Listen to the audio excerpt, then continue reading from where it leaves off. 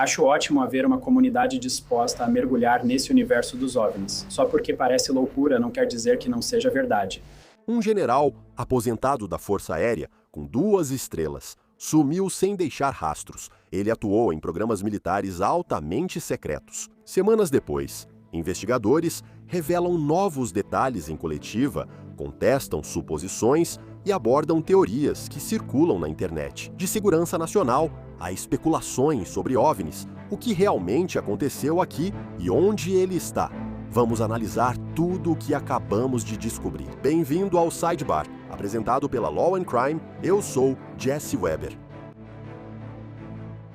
Certo, rapidinho, preciso falar sobre o patrocinador de hoje, Proof Wallets. Esses produtos são incríveis. Olha, estou aqui para dizer que todo o hype que você ouviu sobre eles é real. Primeiro de tudo, eu adoro isso. Proof Wallets, empresa de veteranos. É uma empresa de propriedade de veteranos, construída por artesãos que têm orgulho do que fazem. E isso fica evidente.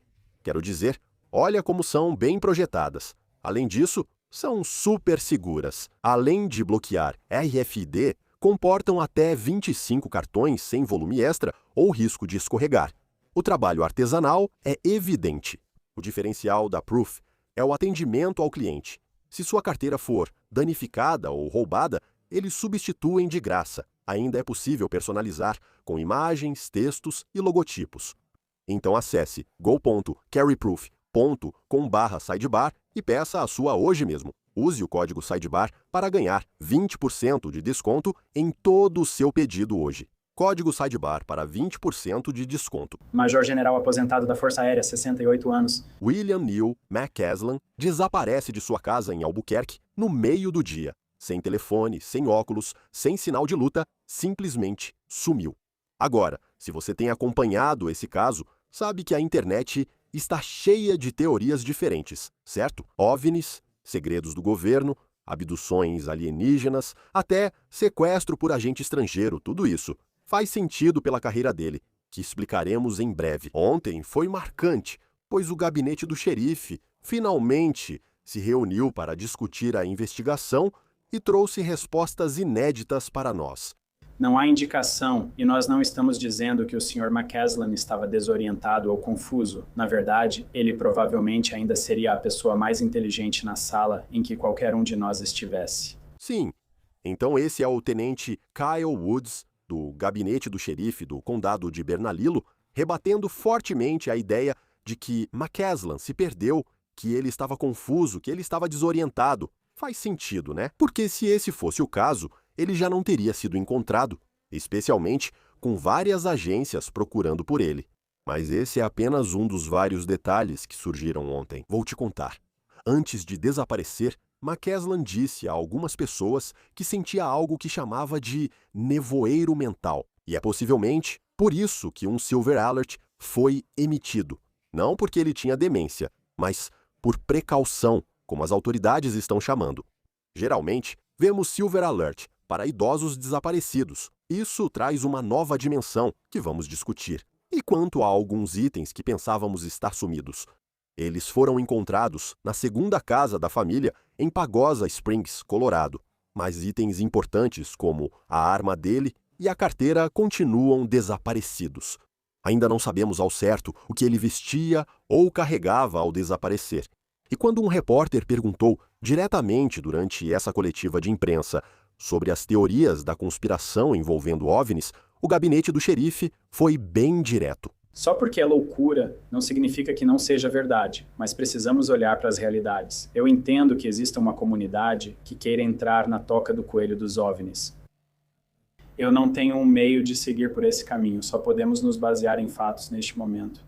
Agora, aliás, temos mais coisas desse pronunciamento para abordar, muito mais, mas quero dizer que é meio interessante quando você ouve essa resposta, porque já falei sobre isso antes, com convidados sobre o assunto. Mesmo que as autoridades locais quisessem investigar seu histórico, trabalho e conexões, quão limitadas seriam? Teriam acesso a informações confidenciais ou conseguiriam autorização? Sei que há autoridades federais envolvidas, o que pode ser um complicador.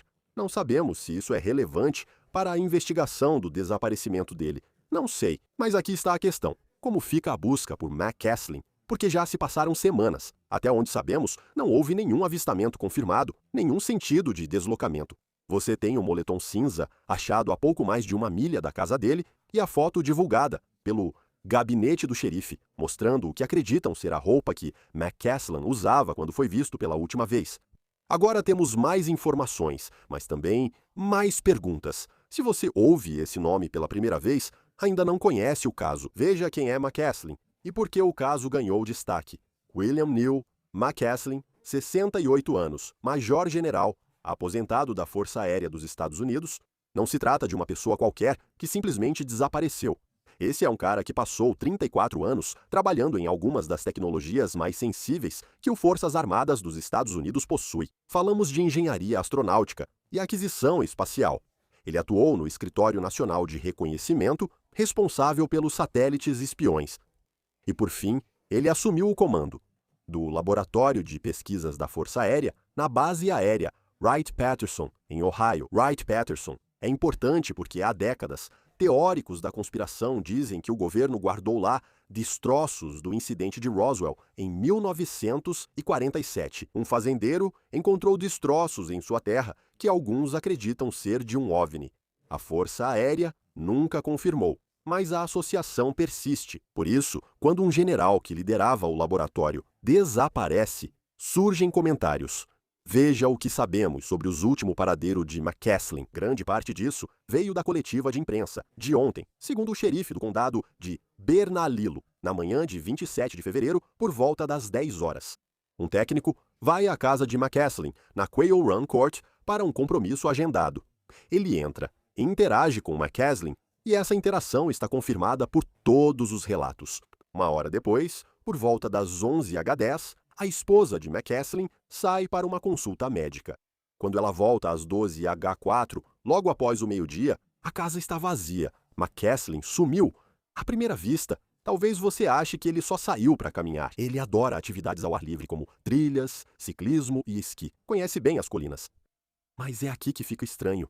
McCasland deixou o telefone dele para trás, ainda em cima do balcão, os óculos de grau, os dispositivos vestíveis, o relógio, certo? Tudo isso ficou lá. E durante a coletiva de imprensa, Woods comentou o quanto isso é incomum. Ele costumava usar dispositivos vestíveis e levar o telefone. Era prática comum. Dissemos desde o início que esse era um comportamento anormal da parte dele, e por isso estamos analisando todos os possíveis aspectos e dispostos a revirar cada pedra que pudermos para ajudar a identificar onde está o Sr. McCasland. Naquela tarde, a esposa dele o reporta como desaparecido, e o escritório do xerife emite imediatamente o alerta prateado, que mencionamos e tem gerado confusão. Então você vê o gabinete do xerife levando um tempo para esclarecer isso. De acordo com o Estatuto do Estado do Novo México, um alerta Silver não exige um diagnóstico formal de qualquer deterioração mental. O motivo também é porque o Sr. McCasland tem mais de 50 anos de idade. Ele afirmou que estava sentindo uma névoa mental. E por causa dessas informações que recebemos, decidimos emitir um alerta Silver. O Sr. McCasland foi confirmado, estava investigando essa questão da névoa mental, mas por respeito à família, não entrarei em mais detalhes sobre o estado de qualquer problema mental dele. Você vê a referência à névoa mental, mas o gabinete do xerife foi claro. Esse cara é altamente inteligente. Não está sofrendo de capacidade diminuída da forma que talvez tenha sido presumido inicialmente. O principal, investigadores afirmam não haver indícios de que ele estivesse confuso ou desorientado naquele dia. A busca começa e é grande. Incluem operações com drones, helicópteros, buscas terrestres, equipes de resgate, unidades caninas e cães farejadores de cadáveres. Eles vasculham mais de 700 casas no bairro, buscando imagens de câmeras ou vídeos de segurança que possam ter registrado McCasland saindo. Por mais de 1 semana, você não tem nada, nenhum avistamento, vídeo ou direção de deslocamento. No dia 7 de março, cerca de 1 semana e meia após o início das buscas, os investigadores encontram algo a pouco mais de 1 milha a leste da casa de McCasland. Eles acham um moletom cinza da Força Aérea dos Estados Unidos, recolhem e processam. Os testes iniciais não detectam sangue. E o detalhe é que nem a família, nem as autoridades confirmaram se é mesmo de McCasland. Durante a coletiva, foi explicado como o gabinete e as autoridades lidam com evidências desse tipo. Recebemos várias informações de itens encontrados e verificamos todas. Verificamos com a família e amigos para saber se esses são itens que ele costumava usar ou que pertenciam a ele, e continuaremos fazendo isso. Então essa é a atualização sobre esses itens que vocês estão vendo serem apresentados. Não estamos dizendo que ele saiu com eles, eles apenas não foram localizados. Enquanto isso, investigadores separam o que realmente falta do que não falta. A coletiva de imprensa trouxe uma grande atualização. Novas informações surgiram aqui no fim de semana. Itens encontrados recentemente incluem uma camisa de manga longa verde clara de botão para atividades ao ar livre, botas de trilha. Por favor, sejamos práticos. O Sr. McCasland provavelmente tinha mais de um par de botas de trilha. Esses itens foram encontrados na casa dele em Pagosa Springs. Os itens que ainda não foram encontrados são a carteira dele, um revólver calibre 38 e um coldre de couro. Vou solicitar ao tenente Kyle Woods que revise os pertences do Sr. McCasland e outros detalhes da investigação para responder suas perguntas. E também, como vocês podem ver na foto, uma mochila vermelha. Vamos esclarecer. A camisa verde, vista na foto, que os investigadores acham que ele usava, foi achada na segunda casa da família, em Pagosa Springs, Colorado, junto com um par de botas de caminhada. Então isso, aparentemente, significa que McCasland não saiu com aquela camisa específica, que ele não saiu com aquelas botas específicas, a menos que tivesse outro par. Então, o que exatamente ele estava vestindo? Nós não sabemos. O que exatamente ele estava carregando? Nós não sabemos. Isso é o que complica as coisas. A carteira e o revólver, calibre 38 com coldre de couro, ainda estão desaparecidos. E você vê as autoridades abordarem se McCasland normalmente carregava uma arma em suas caminhadas. Nós fizemos perguntas para a esposa dele. Ele normalmente não fazia trilhas com uma arma com ele. Isso seria reservado para acampamentos noturnos e afins para proteção pessoal. Então, o que buscamos com isso? Bem, se o General McCasland tivesse vendido isso recentemente em uma loja de penhores sem que soubéssemos, ou sem que a esposa dele soubesse, gostaríamos de saber. E isso seria algo de interesse. Se alguém estiver fazendo trilha nas montanhas e encontrar uma cápsula deflagrada de um 38 especial, isso seria algo único que gostaríamos de pegar e processar. Por isso estamos divulgando essa informação. Isso levanta a questão se ele levou a arma. Por quê?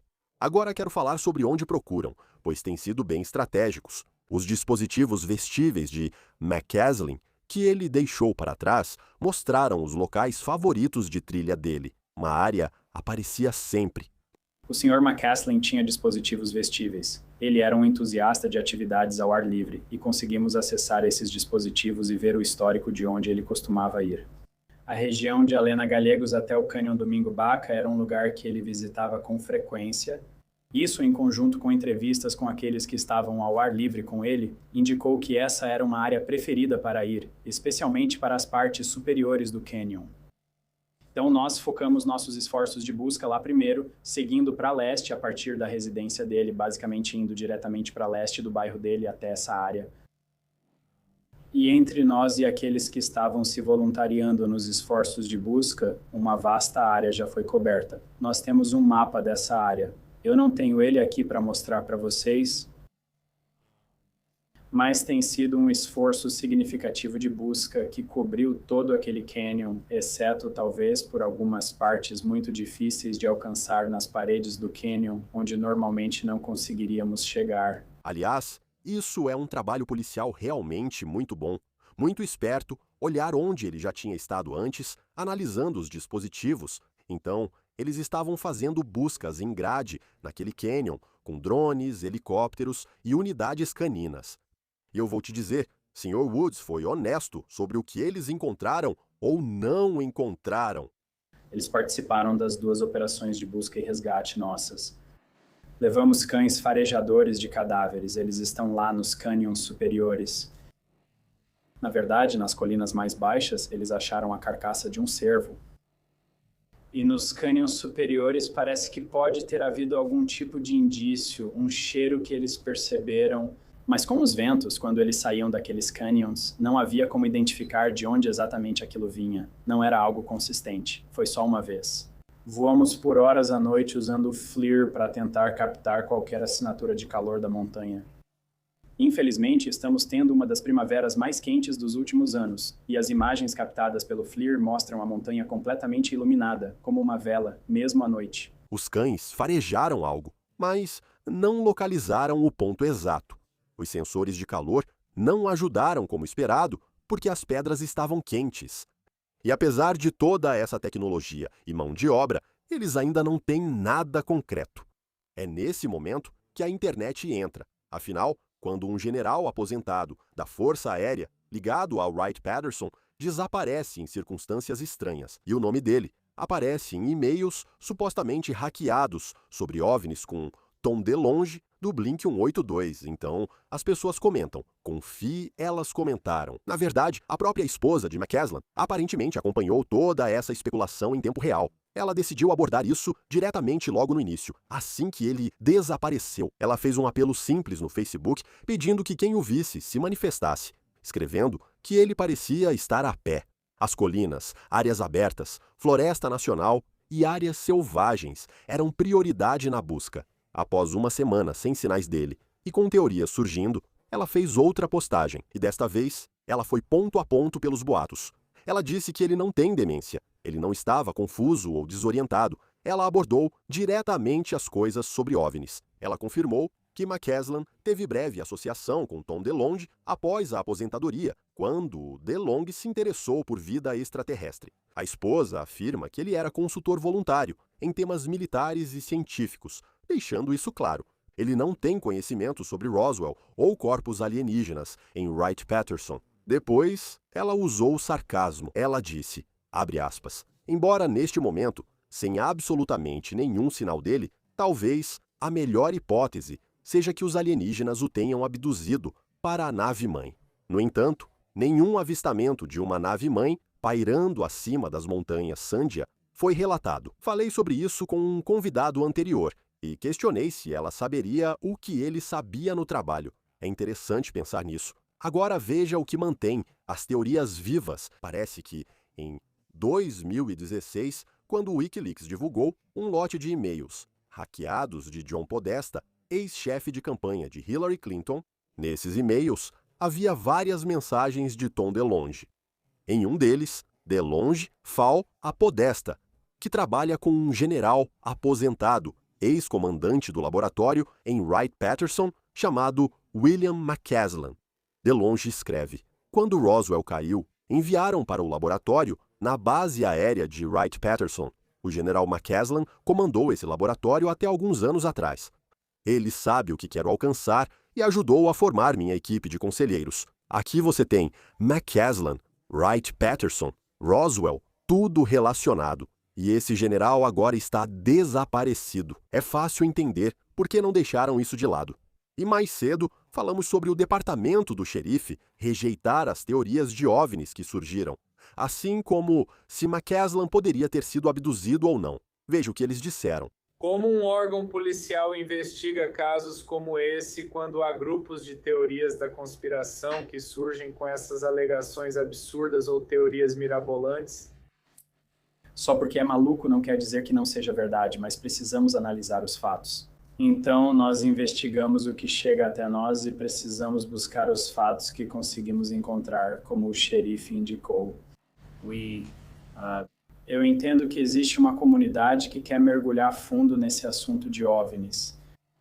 Não tenho como seguir por esse caminho. Essas teorias devem ser deixadas de lado, a menos que surja algo que indique isso. Então, neste momento, só podemos nos basear em fatos.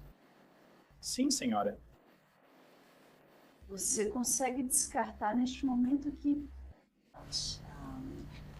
ele foi levado ou que algum tipo de mal aconteceu com ele por causa do que eles sabem e aproveitando esse gancho?